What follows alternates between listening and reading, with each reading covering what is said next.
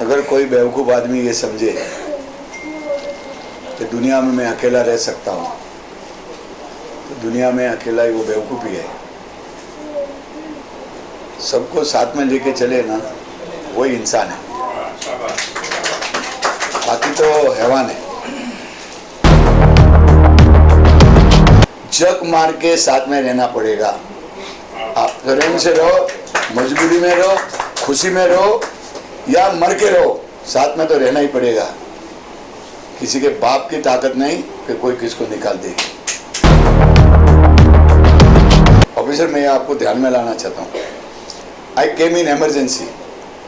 मैं एमरजेंसी में 2.5 महीने सेंट्रल जेल जोधपुर रह के आया, बड़े बड़े नेताओं के साथ। फिर वहाँ से भाग गया। मेरे को पैरोल बोलते, ऑल इंडिया मेमन जमात फेडरेशन, रमजान रोजा इफ्तार 22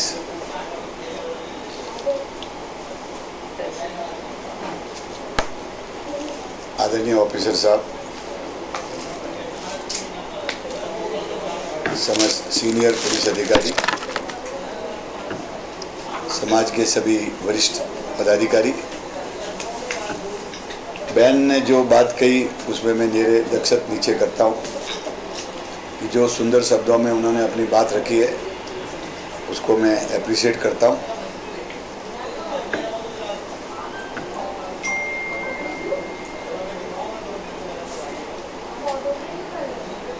मतभेद हो सकते हैं और समझदार लोगों के बीच में मतभेद होने भी चाहिए, पर मनभेद नहीं होना चाहिए। अगर कोई बेवकूफ़ आदमी ये समझे कि दुनिया में मैं अकेला रह सकता हूँ, तो दुनिया में अकेला ही वो बेवकूफ़ ही है। सबको साथ में लेके चले ना, वही इंसान है, बाकी तो हैवान है। रही बात में मुंबई पुलिस के बारे में, 2-3 लोगों को छोड़ दे, मैं नाम लूँगा तो आपको हंसना आएगा, शायद उनको मेरी बात से सहमति नहीं होगी, पर आज कमियां होगी, हजारों कमियां होगी।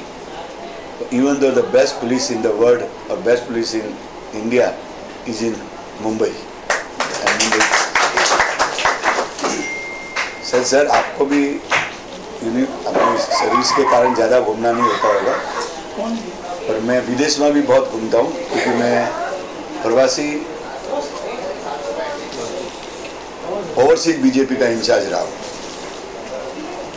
और वर्तमान में पूरे देश के राजस्थानी समाज का अध्यक्ष, president of all India Rajasthani समाज। और मेरे पास प्रभारी व्यापार, प्रभारी उद्योग, प्रभारी इंडस्ट्री, प्रभारी विधानसभा, प्रभारी बहुत कुछ है।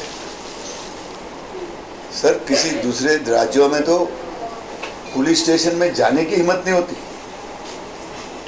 ये मुंबई शहर ही है जहाँ पर अपने को पुलिस स्टेशन जाने की हिम्मत है और जहाँ senior inspector, ACP, DCP, senior additional CP आप मिल सकते हो।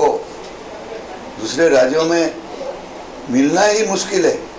और अभी ये जो नए आईपीएस ऑफिसर आए ना, ये with due respect to them, with great my personal experience I am telling you, they are really a human being. अभी मेरा राजस्थान में 3-4 आईपीएस ऑफिसर से, आपके साथ हो सकता है आपके बैच के हो, यादव है, दूसरे है, जैन है, सिरोही, जालोर, पाली, बाड़मेर, वो बोलते हैं मुंबई में भी हमारे हैं, महाराष्ट्र में भी है। क्या व्यवहार है, चेंज हो रहा है सर, चेंज हो रहा है। अब आए अपने इफ्तार पे आते हैं। पहली बात तो मैं कोई इंटेलेक्चुअल नहीं, मैं एक ग्राउंड लेवल का राजनीतिक कार्यकर्ता हूँ। प्रेम होना चाहिए और प्रेम बोलने के लिए नहीं होना चाहिए, प्रेम व्यवहार में होना चाहिए। प्रेम समाज के साथ उठने बैठने में होना चाहिए। मैं ऑफिसर साहब की बात बोलता हूँ, जब से आकाश सुनकर आया है सर, मैं आपको ध्यान देता हूँ, मेरा बेटा नगर सेवक है, वैसा बैठे यहाँ पर। उस आकाश को ये ऐसा संभालते हैं कि जैसे उनका बेटा है। वो उन्होंने कभी नहीं सोचा कि वो हिंदू बेटा है, कभी नहीं सोचा। आज क्यों नहीं आया मुझे समझ में नहीं आ रहा है, कुछ विषय होगा। कभी मुझे ऐसा नहीं लगा, मैं इस एरिया में 40 सालों से चुन कर आता हूँ, मुस्लिम एरिया से चुन कर आता हूँ। और इनको मालूम है पिछले एक चुनाव के पहले हमारे मुस्लिम भाई मेरे सामने खड़े थे, 3-3, 4-4 बार के एमएलए थे। इसी मुस्लिम समाज ने मुझे 16,800 वोट दिए और जो मुस्लिम समाज का भाई जो 3 बार एमएलए था उसको 3,600 वोट दिए। ये हृदय में मैं अन को बीच में रख के बोलता हूँ, मैं दिल से नहीं बोल रहा हूँ, भावना से नहीं, पॉलिटिक्स नहीं कर रहा हूँ। सर अपन हाथ बढ़ाएंगे तो सामने वाला हाथ बढ़ाएगा, सामने वाला हाथ कब बढ़ाएगा। और मैं बोल रहा हूँ जक मार के, अभी टीवी को चैनल को बोल रहा हूँ, मैं बोल रहा हूँ अभी आप नोट जरूर कर लेना, जक मार के साथ में रहना पड़ेगा। आप प्रेम से रहो, मजबूरी में रहो, खुशी में रहो या मर के रहो, साथ में तो रहना ही पड़ेगा। किसी के बाप की ताकत नहीं कि कोई किसको निकाल दे। nobody can push anybody, किसको भी नहीं करे। और आप टीवी में जरूर डालो कि राजपुरोहित नहीं बोला और बीजेपी वाले नहीं बोला। nobody can push nobody. Every individual, every Indian citizens have equal right before the constitution and before the Supreme Court. कोई नहीं हो सकता। आप ये समझ लो कि आपके घर का संविधान है या घर की कॉन्स्टिट्यूशन नहीं हो सकता। हम सब ने मिलके रहना पड़ेगा और हम सब ने पुलिस के साथ कोऑपरेट करना पड़ेगा, हम सब ने को एडमिनिस्ट्रेशन के साथ कोऑपरेट करना पड़ेगा, हम सब ने कॉन्स्टिट्यूशन की, संविधान की धाराओं के अंतर्गत रहना सीखना चाहिए। Nobody is above constitution. Baba Saheb ने जो कॉन्स्टिट्यूशन बनाया है, और अगर आप कॉन्स्टिट्यूशन के अंदर विथिन रहेंगे, हिंदू हो या मुसलमान हो, क्रिश्चियन हो या पारसी हो, तभी आपका मेरा सुख है। अगर अपन अबव कॉन्स्टिट्यूशन के above we will try, nobody is going to permit us. कोई हमको परमिशन देने वाला नहीं है। इसलिए मैं इफ्तार पार्टी के निमित्त आप सबको शुभकामना देता हूँ। और ताकत तो देखो सर, एक तरफ टीवी के फ्रंट पेज में मैंने रात को, मैं हमेशा, आप मुझे 1 बजे के बाद भी कोई भी न्यूज पूछो मैं बताता हूँ, क्योंकि मैं ये रात को 1 बजे के बाद का टीवी देखने वाला हूँ। 3 बजे सोता हूँ पिछले 55 साल से, 1:30-2 बजे खाना खाता हूँ, तो 2 घंटे में टीवी देखता हूँ 1 से लेकर 3 बजे तक। आप रात की न्यूज पूछो, मुझे याद है। इसलिए मुस्लिम लोग आपको वोट देते हैं। दिन की पूछो, मुझे कुछ मालूम नहीं। उसमें लिख रहा है ऑरेंज वेव चल रही है हिट की, टाइम्स ऑफ इंडिया में बोल रहे हैं ऑरेंज वेव चल रही है, मोबाइल पे आ रहा है ऑरेंज वेव है। इसके अंतर्गत धर्म के प्रति 2 शब्द है। आप उसको कट्टरता भी बोल सकते हो, उसको आप उसके धर्म के प्रति श्रद्धा भी बोल सकते हो। ये तो आपके ऊपर है ना, शब्द कैसे वापरो। अच्छा वापरो ना, धर्म के प्रति श्रद्धा है। क्या दिन भर में आप प्यासे रह सकते हो?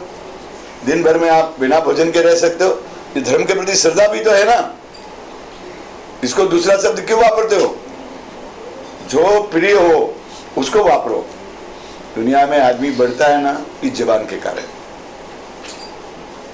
दुनिया में कोई बढ़ता है इस जबान के कारण, और दुनिया में कोई जूते खाता है ना तो इस जबान के कारण। ये जबान को संभाल के रखिए। कुछ भी बोलने से पहले सोचिए कि मैं बोल रहा हूँ और दूसरे को क्या हट रहे। ऑफिसर, मैं आपको ध्यान में लाना चाहता हूँ। आई केम इन एमरजेंसी। मैं एमरजेंसी में 2.5 महीने सेंट्रल एजेंट जोधपुर रह के आया बड़े बड़े नेताओं के साथ। फिर वहाँ से भाग गया। मेरे वो पैरोल बोलते हैं ना, पैरोल, वो पैरोल से मैं गया ही नहीं। वहाँ से मैं इधर आया। इस एरिया में, मराठी एरिया में जीता। मेरे जो बोलते हैं जातिवाद से आदमी जीतता है, भाषावाद से जीतता है, तो मेरे तो पुरोहित 112 भी नहीं है, और 112 में टोटल में से 100 रसोई है। मेरे समाज इस रसोई है फेमस पुरोहित है ना, they are best cook in India. सबसे कम लोग 112 लोग है टोटल पुरोहित, और 112 में से 100 रसोई है किसी सेठ के यहाँ। आखिर में जीता है ना। और रिचेस्ट एरिया ऑफ इंडिया कौन सा है? कोलाबा, मेरी विधानसभा। जीता है कि नहीं जीता है? तो कहाँ भाषा लगी, कहाँ धर्म लगा? और इस मुस्लिम एरिया से जीत के आया, मुस्लिम एरिया से जीत के आया। आपको एमएलए का मैंने उदाहरण दे दिया। इसलिए आप सबको शुभकामना देता हूँ। एक ही तरफ से है प्रेम बांटो। जैसा बांटोगे, अगर बबूल का पेड़ लगाओगे तो कांटे मिलेगी, और आम लगाओगे तो आम भी मिलेगा और छाया भी मिलेगी। तो हम सब मिलकर आम लगाए, छाया के पेड़ लगाए, छाया बांटे, छाया दे और छाया महसूस करे। इसी के साथ बहुत बहुत धन्यवाद। जय हिंद, जय भारत।